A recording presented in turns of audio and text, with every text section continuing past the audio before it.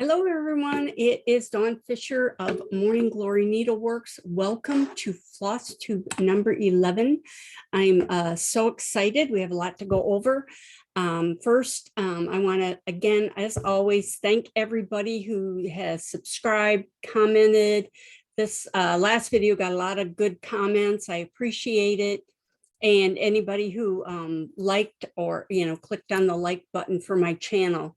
It really makes me feel like this is all being appreciated, and I appreciate it. And little housekeeping, as always, all the links, there's a description of the video on YouTube. Below the video, there's a description. It'll say something like, welcome to FlossTube number 11. And as you scroll on down through there, there'll be what are called chapters. And I break the video into chapters so you don't have to watch the whole video. I wish you would, but you don't have to. Or if you just want to come back and view Stitch of the Month or just a certain part of the video, just click on the timestamp. It'll be like 11 minutes and 42 seconds. Click on that and it will jump directly to that section of the video.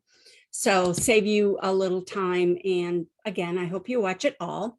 Also, below all that are links to anything I talk about. There's links to my Etsy shop. There's email. My email is in there. My Instagram, link to the Facebook Stitch of the Month group, the Morning Glory Needleworks Facebook page. Also, now I have something new called Buy Me Coffee in case you really love something and want to donate a little something to me. No pressure. It's all right. I also started something new. It's called bio.link. And if you go to that link, it has links to all my other. It has links to Etsy, Instagram, Buy Me a Coffee, all that. And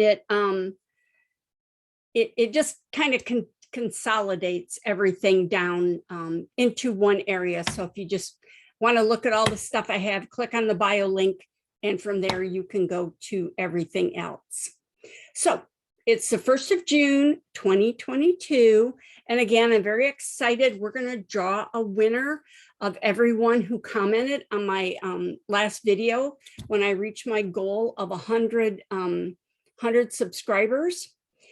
And so I'm going to go over a little bit of stuff and then we're going to draw the winner. Yay. So, and I'm actually really excited to announce, not only have I met my first goal of 100, Morning Glory Needleworks FlossTube is on its way to 200 subscribers. I'm so excited. As I'm recording this, we have over 190 subscribers. So I'm thrilled. Not sure what my next goal is, but I'm going to think about that. And as promised, I'm going to do the drawing for the giveaway. So what I had people do was watch the previous video and then go to my Etsy shop and find charts they liked. What was their favorite chart? Some of them mentioned a couple of them, which I appreciate, but they picked their favorite ones. So I'm just going to show those because this is Peril on the Sea. It's very popular, and it's based on the Navy hymn. I was at a funeral for a friend, and we were singing the Navy hymn, also known as Eternal Father, Strong to Save. And my father was also in the Navy. So I got the idea for this sampler called Peril on the Sea. So that was a favorite of a couple of people. And next, Mary Gilbert, which is one of my newer samplers. This is a little tiny miniature sampler. Mary stitched this in 1779. I have the original sampler. I believe I showed it in a previous FlossTube. So it's a very tiny little sampler. And I also give, because the colors are faded, I give 2 different versions of the color on this. So there's the bright color that's on the back, and then the faded or more dull, muted, I'll call it muted colors that were on the front of the sampler. So you can stitch whichever you prefer. Also, another favorite is Victorian Silhouettes I know this is hard to see, but if you go to the Etsy website, you can really see this. This is a beautiful sampler. This is one of my most popular, one of my favorites. I stitched it in 2009. So this one's been around a while, but it's very, very popular. And this is stitched over one strand. It's on copper penny, but I'm actually having problems getting the linen for this, but I've seen it stitched on a light blue with a dark blue, because this is monochromatic. I used, this is a pale pink, but again, go look at it. Another one of my favorites and newer samplers is this blue Quaker, which is a little small Quaker sampler. And you can see she has her initials on this, but they're going two different directions, which is kind of fun. Maybe she was just stitching it around in a circle. And one of the people that selected this as their favorite design said it'd be fun to put other people's, all their friends' initials in it, which I think is a great idea. So, and this is another sampler. I designed, it's not really a sampler. I designed this for Jeffrey after I met him. And so this is Always Kiss Me Goodnight. And it can be done in colorful or in this monochromatic. I love this linen. This is Starry Night linen by Crosswind Collection. And I do have that linen available in my shop, but it's a, again, pretty popular sampler or piece. It's a lot of fun to stitch. Now this one is Mama's Sampler 2. I have Mama's Sampler 1 also. I bought, I was at an antique show and I bought 2 samplers, and there was a note with the sampler that said, Mama stitched these samplers when she was 6 or 7 years old. So this is the sampler, and then this is just a top detail part of it. And the person that picked this as their favorite said they want to do it all in red, a red work. And I think that would be beautiful too. So I would love to see it if you stitch it. And the first person who commented actually commented on this sampler, which is John, I think his name is Viot Voigt, V-I-O-T-T 1826. So this sampler was stitched by a boy, and it was actually when I lived up in Michigan. So I charted this many years ago. I moved to Florida in 1989. So I actually did this before then. So I've had this pattern for years. I've kind of tweaked it a little bit and brought it up to date, but it's very unusual. It looks like some of the Pennsylvania samplers, I believe. Anyway, that was stitched by a boy. So it's very unusual. So what I'm going to do, I have my button box. And what I've done is I put everybody's names on cards. Open up the box. Inside the button box, I have them all mixed up. I've been shaking it up. So I'm going to draw a name. I'll mix it up some more. Okay, I have a name. Let's see. Excited. Carolyn Stitches. You are the winner. So Carolyn, if you want to email me, Dawn at morninggloryneedleworks.com, and Carolyn picked the blue Quaker. So I'm really excited about that. See, Carolyn Stitches blue Quaker with my messy handwriting.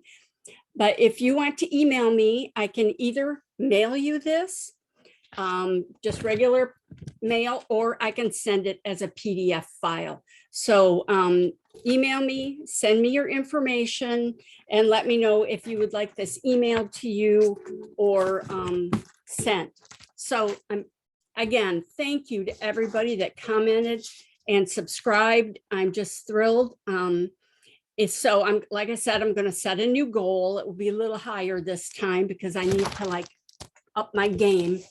So when I get close to that goal, I'll start letting people know again and talking about it. And that way we can have another giveaway. I don't know what yet. We'll figure that out when we get to it. So next, I just want to again mention, because it's coming soon, the button box class. Put all this stuff down so I don't drop it. This is the button box class. And as a reminder, if you're in Florida, or if you want to come to Florida, you're welcome to come. This is going to be a one-day class by the Swanee Stitchers, which is a chapter of the Sun Region EGA, Embroiderers Guild of America. So the class is one day. It has some pre-work, which isn't a lot. It's just these vines to get you started, so we can do all the flowers on the box. The class, it's a one-day class. Seating is very limited because it's a very cozy, small, wonderful spot for a class. I've been to a couple of classes there myself, but the class is actually going to be held on 2 different days because seating is very limited. So you can take the class Friday, September 23rd, 2022, or Saturday, September 24th. And the time is from 9 a.m. to 4 p.m. daily. And the cost is only $130, which is extremely reasonable.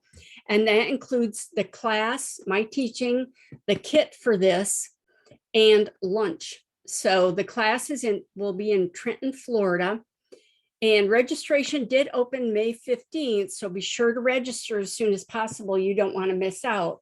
And what you get with the kit is your fabric. There's foam core, all the vintage buttons, but I do bring more, and other people bring buttons, and we all share buttons. You get the banding here to put around the outside edge. I do not provide the box of chocolates, but I believe they are going to have chocolates there, or you can order a box of the Whitman's chocolates from them, and they will have them there for the class. You don't need them for the class, but then you will have one and you can eat chocolate and maybe share it with the teacher. So anyway, but this is the box. Again, it's a lot of fun. I'm really looking forward. It's a great group of people. I've met a lot of them, and again, I've taken classes there also. So again, links are in the bottom to their Facebook page, I believe it is, so you can download the registration form and get registered. So on to the next item. I'm going to do another update on Sary Outfil. I'm really enjoying this. I don't know if you follow me on Facebook or any of that, but I post a lot of updates on there as I finish sections. I think last time I was on section 5 or maybe 6. I don't remember. I think it was 6, but I have actually moved the scroll rods up. I moved the sampler down. You can see my light isn't very good here. But this was the little boxer guys I talked about last time. This is section 6, which is satin stitch. Then these are a lot of double running and a few other stitches. I'll hold it up close. I don't know if you can see very good. I do, like I said, on my Facebook page, I have some close-up pictures. It seems really dark, but it's actually pretty bright in here. But this section, it's hard to see. Let me see. You can see, there you go. You can see there's a vine that goes here around. There's going to be a few little stitches inside this vine. This vine is actually 2 different colors. It is, I know one of the colors is called vanilla pudding, which is a cream, and then a very, very, very pale blue, which obviously on this looks very white. This section 6, I'm not quite done with yet. These flowers, the petals on some of these flowers will be done in detached buttonhole. So I need kind of a quiet time to sit down because that one's a little intense. And I actually had to pull out my Darlene Osteen Proper Stitches book to look at her diagrams. I've done it actually on a sampler by her, and I've done it in other ones too, but I kind of want to just a refresher to see how to do it. But there is Sary. Again, this has a lot of double running and it's not all reversible, but this is section 1 of, or band 1 of section 7. So there's only 2 bands in section 7. You can see 6 had 1, 2, 3 bands. Section 7 is worked over 4 threads. This section was worked over 3 threads. So section 7 is worked over 4 threads. So which is challenging, but actually, I don't know, the 3 threads may actually be more challenging. This one, I had a few issues with it. Again, I have to fix the chart. There was I was 1 stitch off somewhere in the chart as I looked at the original, and I pull out the original a lot and compare where I'm at. This flower, I think I put in 2 or 3 times because I was 1 thread off when I got all the way around to here. So I pulled it all the way back to where I was 1 thread off. And then I get back around and realize it has, I don't know if you can see, it actually has a stem here. And I missed 1 stitch in the stem, so it was too short. So I had to take everything out and put it back in. It's not that bad. It really wasn't that bad. All I can say is count carefully. And this one, I actually had it started and had this done, and that's when I realized I was 1 thread off, or there was 1 square missing on my chart. And again, that's why I stitch all my own pieces, my own samples, because I have to fix stuff. And I found a few other little errors that I just marked off on my chart, which usually have all sorts of little scribbles on them saying move this and do this and move this down and over. So I have to fix that. So I did have to take out part of this and put it back in. But it actually, even with all that, it's working up fairly quickly. I'm still really, really, really enjoying it. This next section, I can show you here. Let me put this here. So you can see this is a section I'm working on now. There's a lot of little bits and pieces that I have to fill in yet. These little things here, all the little frilly things around the flowers. So there's a lot to be done yet. And then you can see how big the next band is. This one's not quite as complicated. I think it's all double running, except there's like 1 cross stitch in the center or something, but it's all double running, back stitch, whatever has to be done to get it done. But so that actually should work up fairly quickly. There's probably as many stitches up here as there is down here. So that's what I'm working on. That's where I'm at with Sary. Again, still really enjoying it.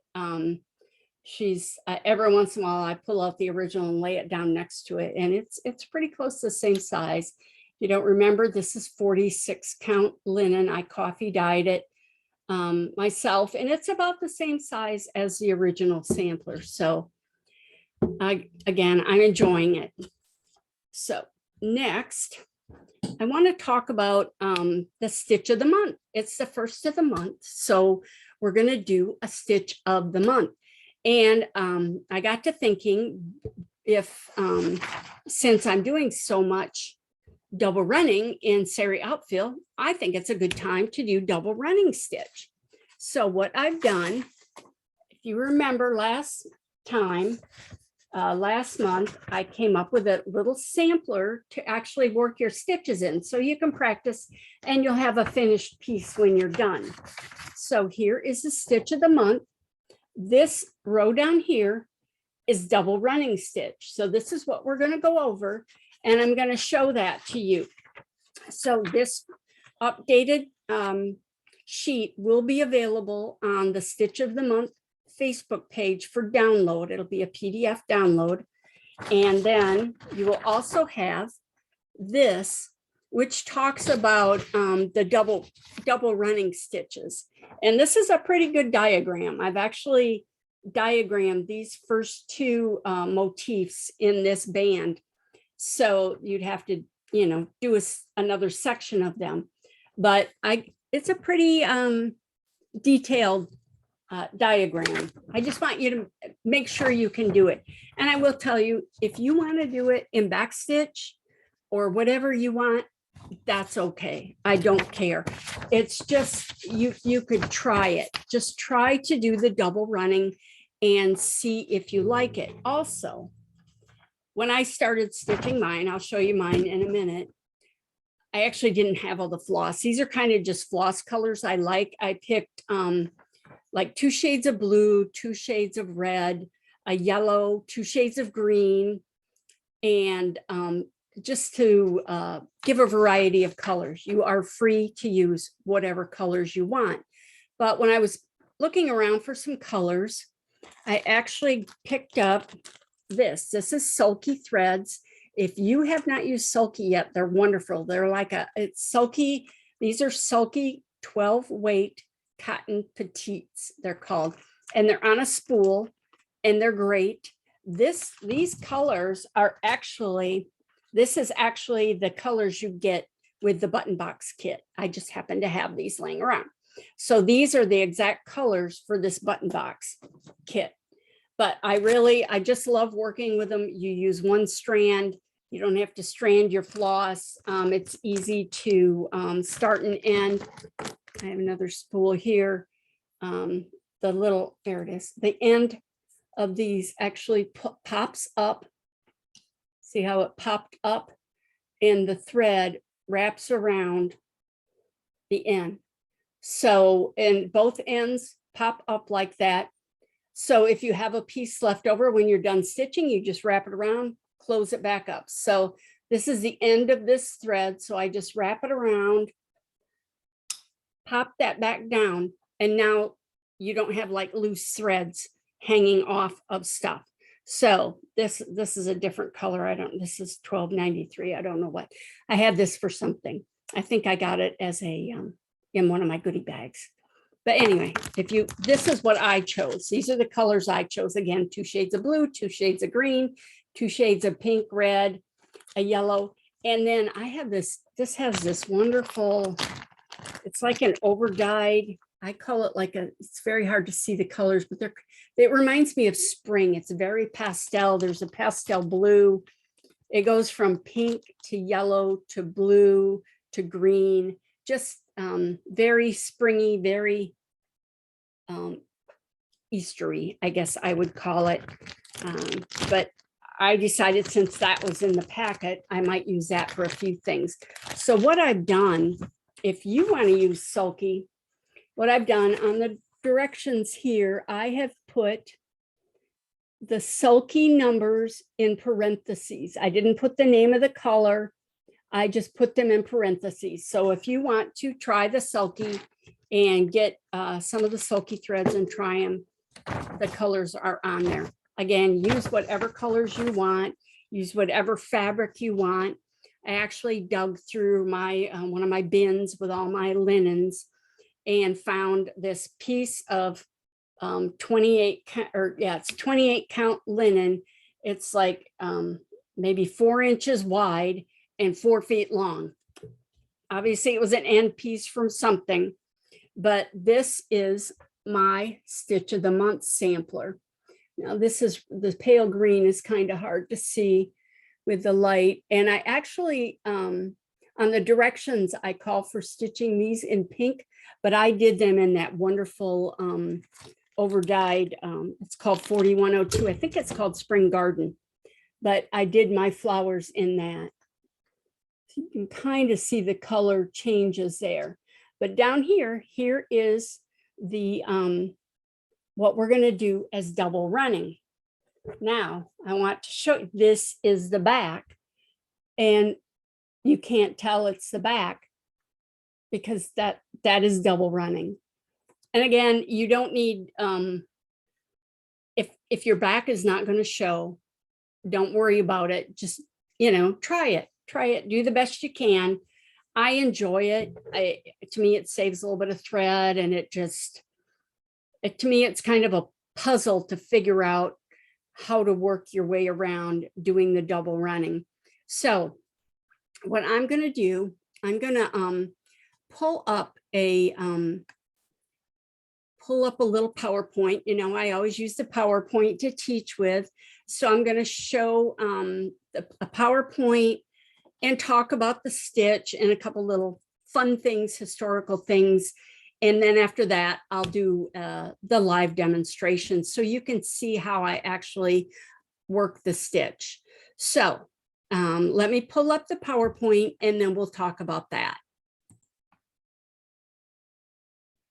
Okay, so this shows a large version of the exact chart you're going to be using.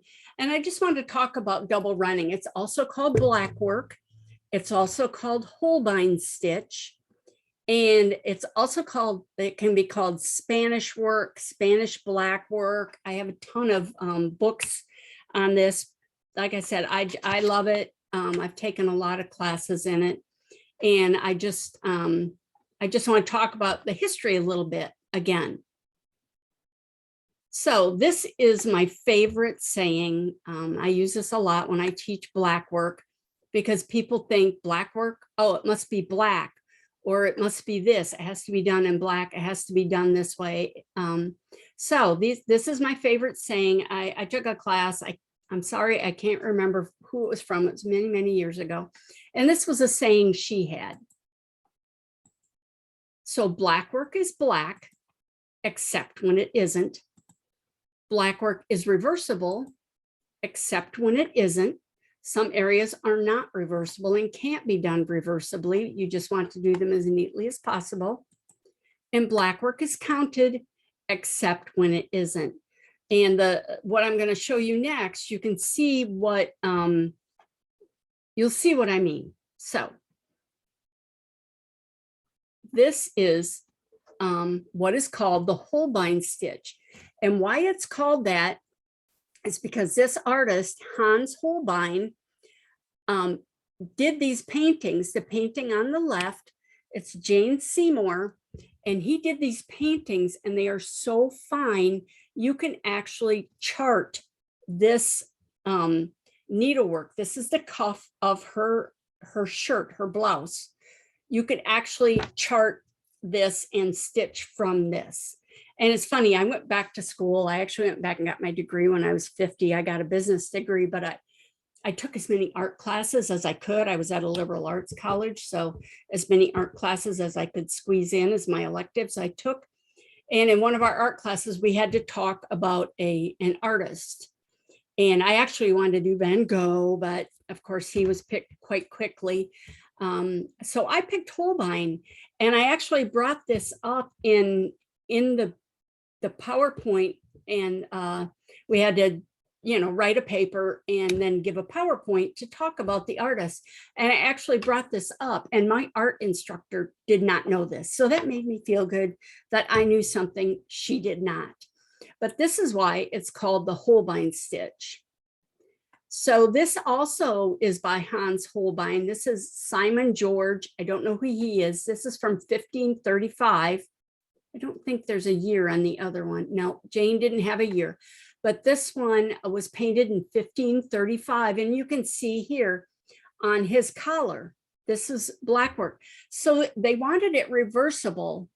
So if the collar or the inside of the cuff showed, it would be the same on both sides. Now there is some conflicting theories on this, that it's really not reversible on these.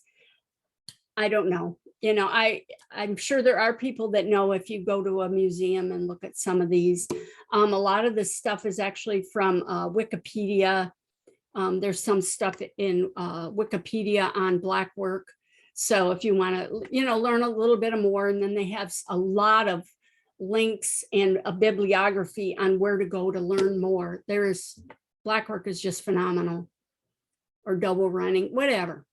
So anyway, these were not done by Hans Holbein, but they were just so lovely. I had to show them. Now, these are probably not counted. The design was probably drawn. I mean, you could see the beautiful sleeves, her bodice, the skirt on the front of the one on the right is Elizabeth I, and that's from 1590.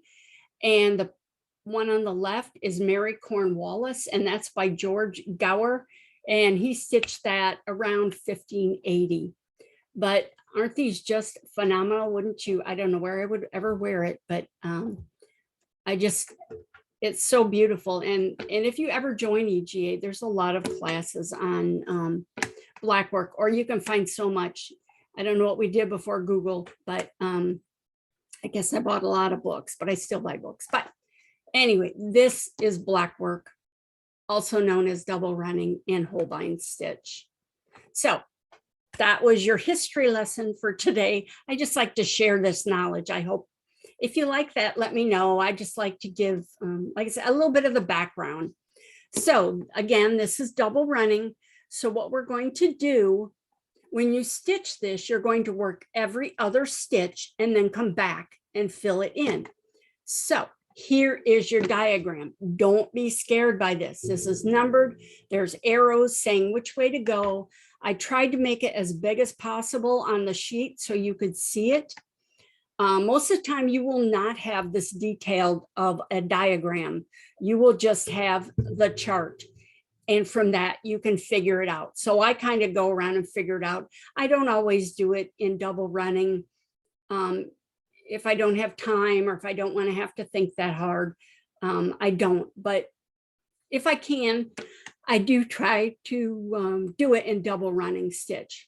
So what you're going to do on the edge, you're going to count down to your starting point, come up in that hole, and that will be your 1-2 step. You can see that's an angled step. If you look at the diagram, or if you look at, if you printed out the directions I've given you, that you will start at 1.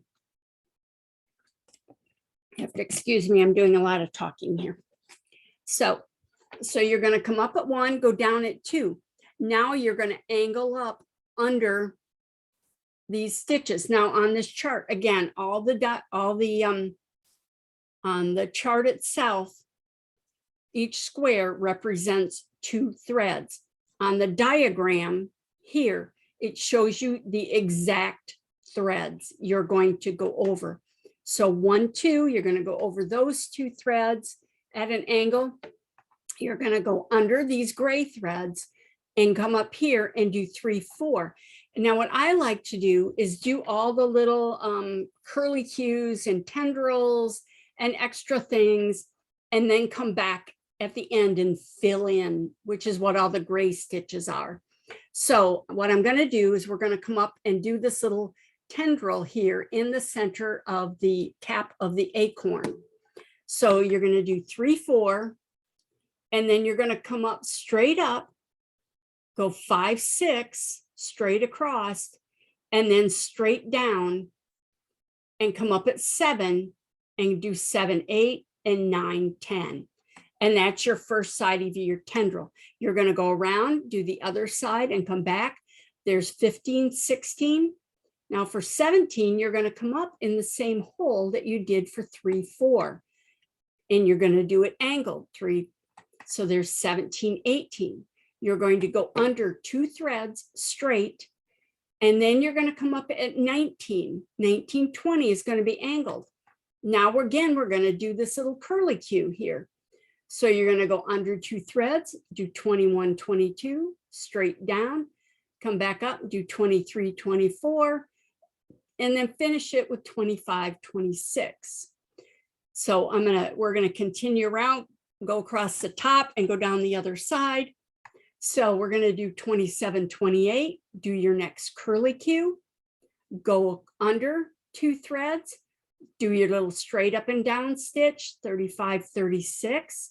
You're going to come up in the same hole as 35, do 37, 38. Then you're going to do this little poofy tendril on the outside coming in, the tip of your acorn.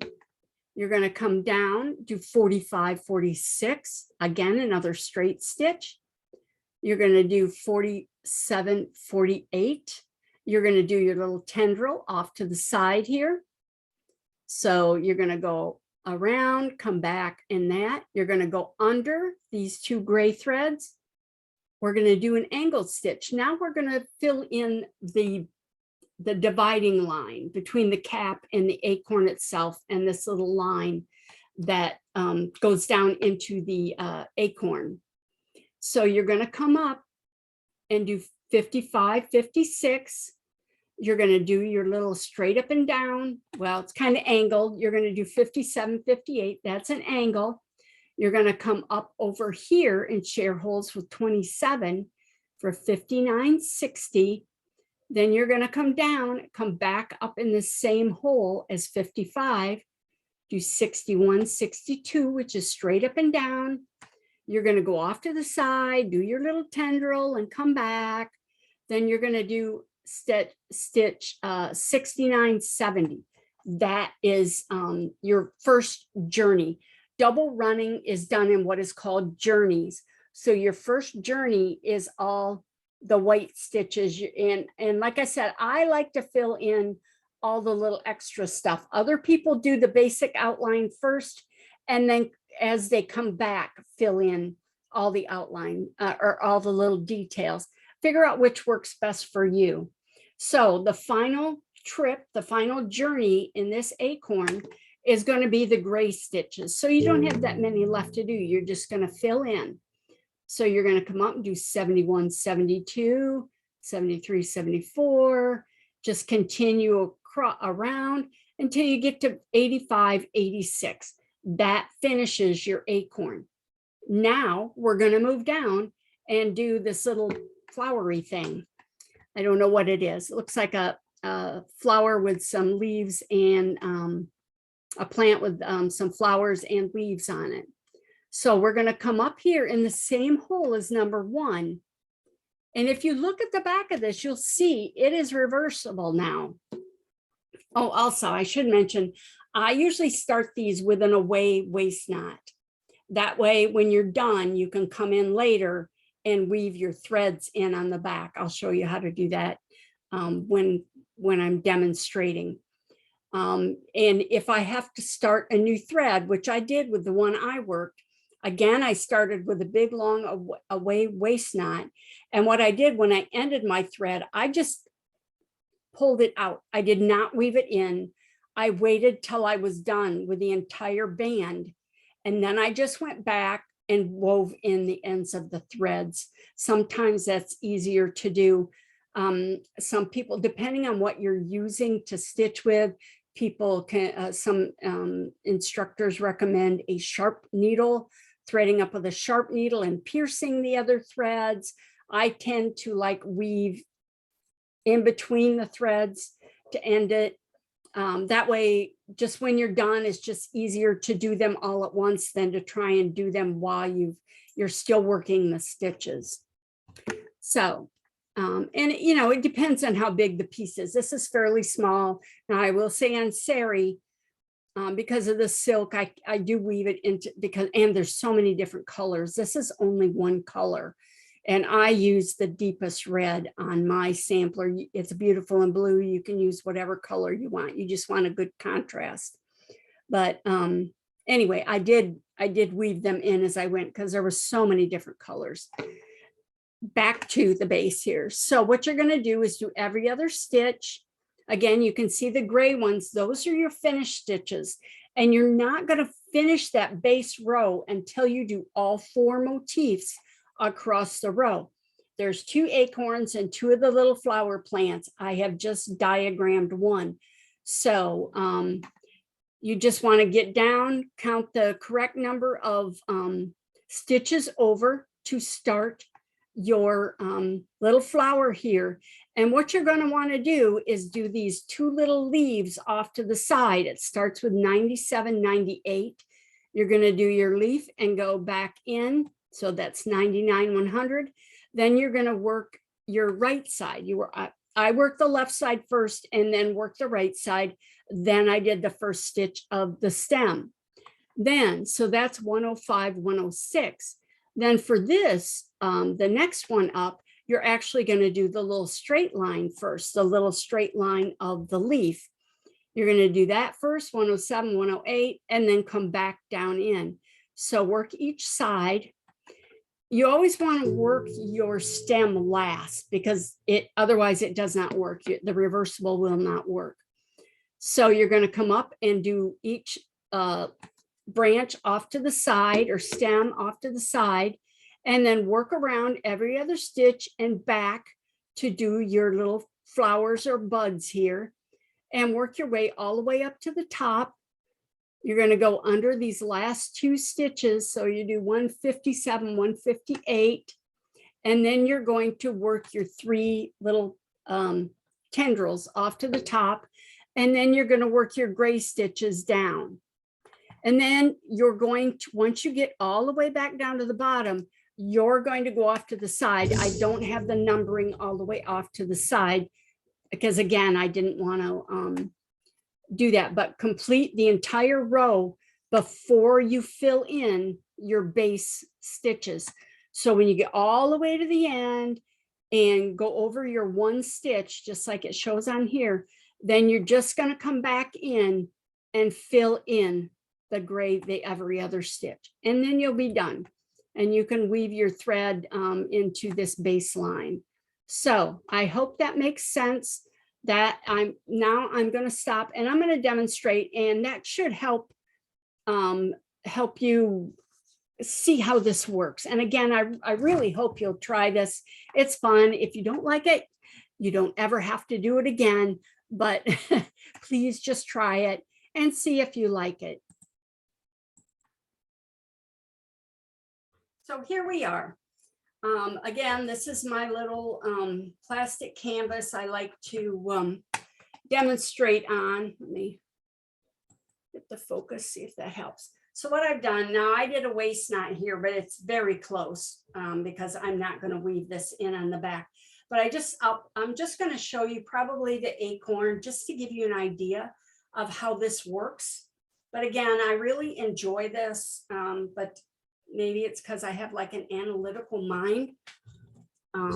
Also, let me show you this up close. So here you can see up close, this is my double running stitch. This is the front. And this is the back. Dang, I did a good job, but I did. It's if you look, you can see I wove the thread in here, and I only had enough to do the first two, so I wove the thread in here. If you do it carefully, again, this makes nice bookmarks, but if the back isn't going to show, you don't have to be as careful. But the only thing, this is a very open linen, so you don't want to carry the threads over these open spots because it will show through underneath here. So that's something to think about. Your back is as neat as you want it to be, but the one thing you want to be careful of is making sure your threads on the back don't show through on the front. I mean, if you don't mind, again, it's your piece, do what you want, but I just think it's better if they don't show through. And if you're ever going to enter it in a fair or anything else, you definitely want it to be as neat as possible. So here we go. So I have come up, this is step 1. So I'm going to count over 2 threads, up 2 threads. That is step 2. So there's your first stitch. Just a little bit more, make sure I got enough room here. And focus it again. There we go. So there's step 1, 2. Now I'm going to go under these 2. That's going to be my return journey. And I'm going to go step 3, 4. And then I'm going to come up, straight up for step 5, 6, which is straight across. I'm doing the little curly Q off to this is the center of the acorn cap. And I'm just going to work my way back around.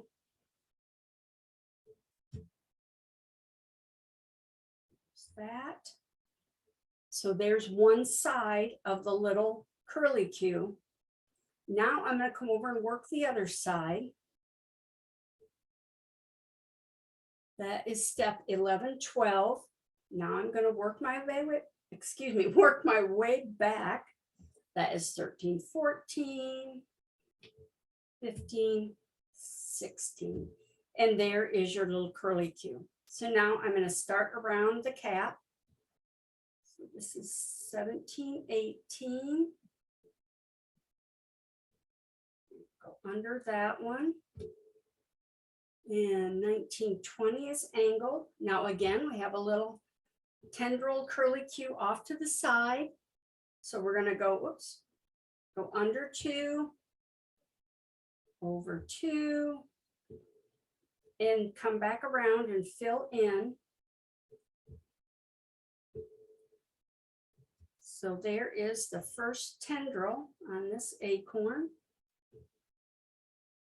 Now I'm going to start up the side of, this is the cap, so now I'm going to start up the side of the acorn itself. Whoops, hope I start in the right place. Straight across. See, I follow my own diagrams. And then I'm going to come up and do the tendril on the top of the top side of the acorn. And I'm just working my way around. Again, I like to stitch all the little extras, the little tendrils as I'm going. But if you just wanted to do the outline and then on the way back, do all the little tendrils and details, that's fine. It's whatever you're most comfortable with. As you work at this, you'll figure it out. So now this is the top side of the acorn. Now I'm going to do those 3 stitches and they all come back into the same hole. They're like 3 little prong stitches here.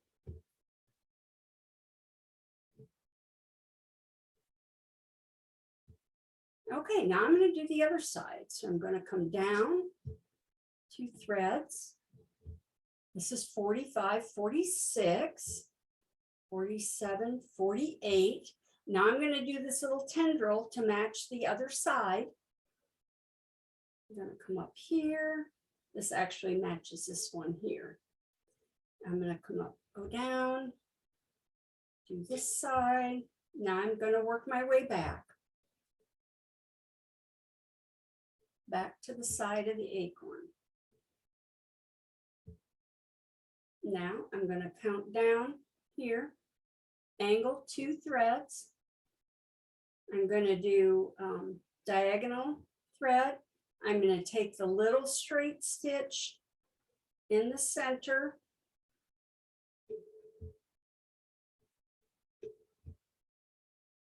And this is the line between the cap and the base of the acorn nut itself. And then I'm going to come up here and do a straight stitch. Now I'm going to match this tendril here on the side. And this is step 63, 64. I'm going to come up and do my return journey on that little side journey. Then I'm going to do an angled stitch. That is set 69, 70. Now that is everything. Now I'm going to do all the gray stitches and complete my journey, my return journey. So this is 71, 72. And the return journey is a little easier to me. You don't always, you kind of have to pay attention to where you're going, but you don't have to pay as much attention because you're just filling in.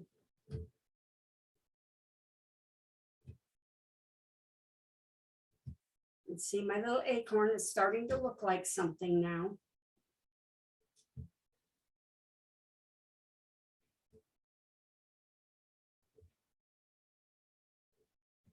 There, the acorn's done. Here is the rest of the stem.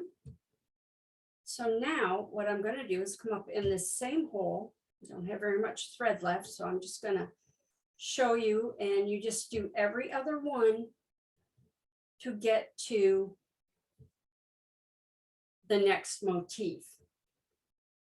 Now what I'm going to do, I'm not going to stitch the next motif. I think you've got a good idea of how to do that. What I'm going to do, I'm going to come back and show you how this fills in. Now, when you do your return journey, what you kind of want to do, it's an optical illusion, but you want to end up with angled stitches. So here, these are straight. So I don't know if you can tell from this. Let me zoom in a little bit. and move there.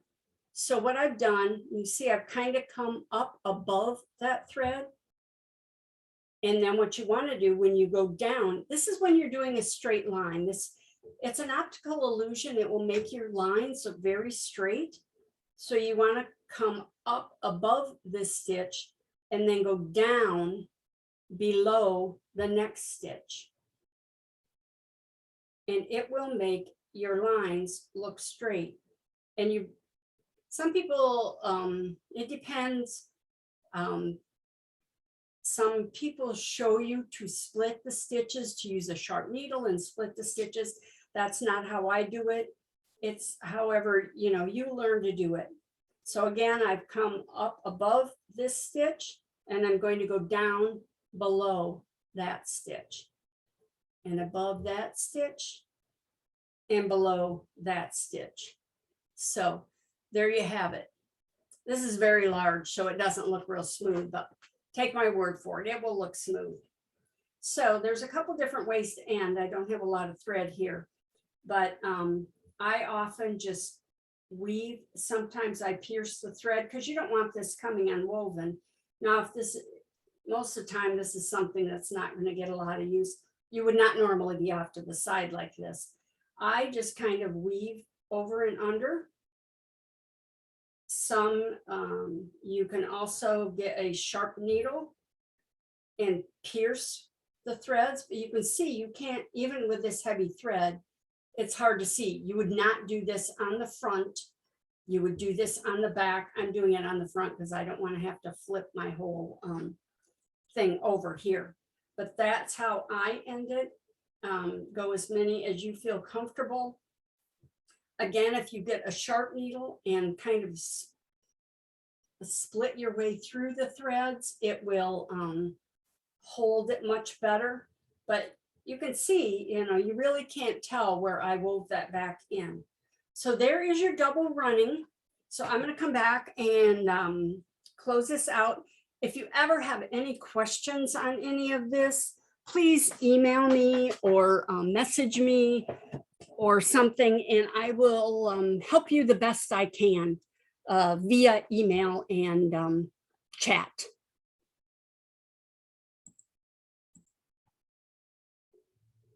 So I hope you enjoyed that. Again, one of my favorite stitches. Work on it. Let me know if you have any questions. I hope you're liking the little sampler here. I don't know what I'm going to do next year. I may, because I have this huge piece of linen that's 4 feet long, I may just continue mine. I did put the year in for this one. Maybe we'll have a band and we'll put 2023 in for the next one, because there's lots of stitches to go over. So the final thing I want to talk about today is a piece. I posted a picture of it on Instagram and Facebook, and I got a huge response to it. So I'm going to show you the piece, and it is a teaching piece. The pattern is not available unless you take the class, but let me show it to you. Since I posted this because it was Memorial Day, and then 4th of July is coming up. So what this is, it's called the Star Spangled Sampler. And it each band on the sampler is a different stitch. So let me give you the description. This is when I send out proposals to teach, this is what I send out. It is a description. It has photos of the sampler. So I'm just going to read the description, then you'll have all the information. So it says, this patriotic sampler was designed as a tribute to the original Star Spangled Banner, which inspired Francis Scott Key to write our national anthem. The original Star Spangled Banner has been restored and is now on permanent display at the Smithsonian. So during the class, you'll learn the history of the Star Spangled Banner, including how it was made and the women who created it, and how it came to be in the Smithsonian and the restoration processes over the years. And you'll also get a bibliography of all this information and where you can go if you want to learn more yourself. So this is stitched on 28 count naturals linen. Again, I used the sulky 12 weight cotton blendables, and it's about 5.5 or 5.8 inches wide and 17.5 inches long. So it's a nice big piece. So it's a 2-day class, and during the class, you'll learn over 30 different stitches. There's 2 stitches for each band, plus there's 2 variations of the star eyelet. And so there are 15 stars and stripes, and the original Star Spangled Banner that the song was written from did have 15 stripes. So there's, like I said, 30 stitches on the sampler, and they include mosaic, star eyelet, bound Scotch, ray, Brighton square, Smyrna, covered cross, and a lot more. So each of the blue ground here is a stitch done over 2 threads, and then the big band, the stripe itself, is a stitch done that comprises an area over 4 threads. So and again, the kit includes the linen, the sulky threads, needle instructions, blah, blah, everything. But again, if you're interested in having me teach this, there was a lot of interest in people contacting me. But for me to go somewhere and teach it, I have to have a group to bring me in, usually an EGA or some kind of a sampler guild would bring me in to teach the class for their students. But some people can't travel, and some people can't get away, you know, for that long, or they don't have a group near them to go to. So I am considering teaching this as an online class myself. It is a 2-day class, so it would be 2 full days of stitching and working on this, but you would learn a lot. And of course you get breaks and lunch and everything.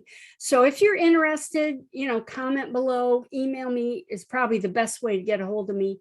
I can put you on a list, let you know if I'm going to have the class or where I'm teaching it. So that way you can take the class. But it's a very fun class, and I love all the stitches. And I don't know if you can see, but it actually has the words to the Star Spangled Banner are between each row. So again, that's one of my many classes I offer, and being this time of year, I thought it was a good time to show that. So that's it for FlossTube 11. Thank you again to everybody who has liked and subscribed. I'm so excited that I'm almost up to 200 subscribers. Thank you again for your comments. Carolyn Stitches, be sure to email me and let me know how you want your blue Quaker delivered to you. I'm very excited that you're my first winner and my first giveaway. So yay. So be sure to comment, let me know what you enjoyed, click like on the video. It helps me. The more you interact with my videos, the more people see them, because they have an algorithm that goes, hey, a lot of people like this, so we'll show it to all these other people.